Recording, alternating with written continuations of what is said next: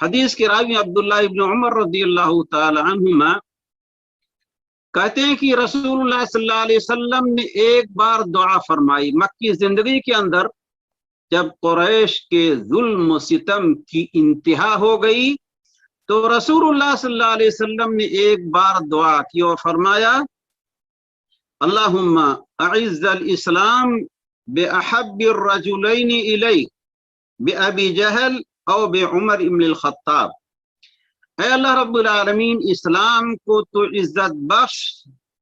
دو آدمیوں میں سے جو تیرے نزدیک زیادہ محبوب ہو اس کے ذریعہ، ابو جہل کے ذریعہ یا عمر ابن خطاب کے ذریعہ، یعنی ان دونوں میں سے کسی ایک کو ایمان کی دولت نصیب فرما دے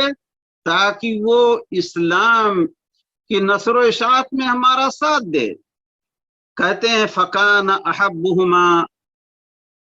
الیہ عمر بن الخطاب،